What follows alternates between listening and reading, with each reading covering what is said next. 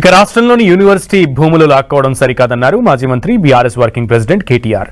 గతంలో జయశంకర్ యూనివర్సిటీ 100 ఎకరాలు, హెచ్సీయూలో 400 ఎకరాల భూమిని గుంజుకునే ప్రయత్నం చేశారని ఆరోపించారు.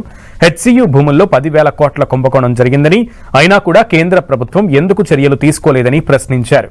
అదే సమయంలో రాహుల్ గాంధీపై కూడా ఆగ్రహం వ్యక్తం చేశారు కేటీఆర్. విద్యార్థులకు 2 లక్షల ఉద్యోగాలు ఇస్తామని మాటిచ్చి 2 ఏళ్లు గడుస్తున్నా కూడా 10,000 ఉద్యోగాలు ఇవ్వలేదని ఆరోపించారు. సినిమాల్లో, టీవీల్లో సీరియల్ కిల్లర్లను చూస్తుంటాం. అట్లాగే ఈ కాంగ్రెస్ ప్రభుత్వం ఎట్లా ఉందంటే సీరియల్ స్నాచర్ వీళ్ళు. ఇది మొదటిది కాదు, ప్రభుత్వ భూమి వీళ్ళు లాక్కునే ప్రయత్నం చేస్తున్నది.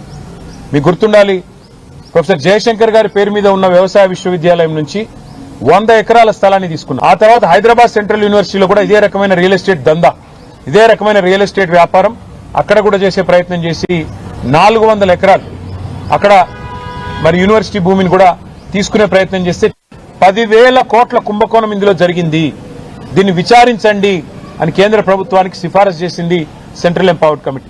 అపాయింట్ స్పెషల్ ఇన్వెస్టిగేషన్ టీమ్ అని చెప్పింది.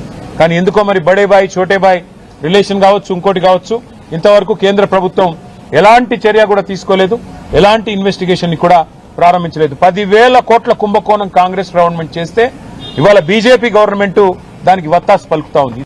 సరే, ఈ గవర్నమెంట్ ఎట్లాగూ వీళ్ళు గుంజుకునేటోళ్ళు తప్ప ఇచ్చేటోళ్ళు కాదు. కాబట్టి వాళ్ళకి ఏం చెప్పిన నేనంటే మళ్ళీ తిరిగి 2-2.5 ఏళ్లలో కేసీఆర్ గారి ప్రభుత్వం వస్తుంది. వచ్చిన తర్వాత ఇదే యూనివర్సిటీలో ఆ ల్యాండ్ లోనే ఎక్స్పాన్షన్ కి కావాల్సిన డబ్బులు కూడా అవసరమైతే స్టేట్ గవర్నమెంట్ నుంచి మేమిచ్చి మీకు అండగా నిలబడతాం. Future expansion also we will take responsibility if the central government does not act. We will add infrastructure, we will come back and we will stand by the students. చాతగాని సన్నాసి రాహుల్ గాంధీ, ఎందుకు మాటిచ్చినావు? 2 లక్షల ఉద్యోగాలు అని చెప్పి ఎందుకు డైలాగులు కొట్టినావు? ఎందుకు పోజులు కొట్టినావు? ఎక్కడ పోయినాయి నీ 2 లక్షల ఉద్యోగాలు? ఇవాళ ప్రజలు అడుగుతున్నారు, మా పిల్లలు అడుగుతున్నారు. దమ్ముంటే సమాధానం చెప్పు. 10,000 ఉద్యోగాలు ఇవ్వకుండా ఇక్కడ భూములు గుంజుకుంటావు, యూనివర్సిటీ దగ్గర ఇస్తానన్న ఉద్యోగాలు ఇయ్యవు. ఈ రకంగా తెలంగాణ యువతతో, భారత యువతతో కాంగ్రెస్ ఏదైతే డ్రామాలు ఆడుతున్నదో దీని అందరూ కూడా గమనించాలని కోరుతూ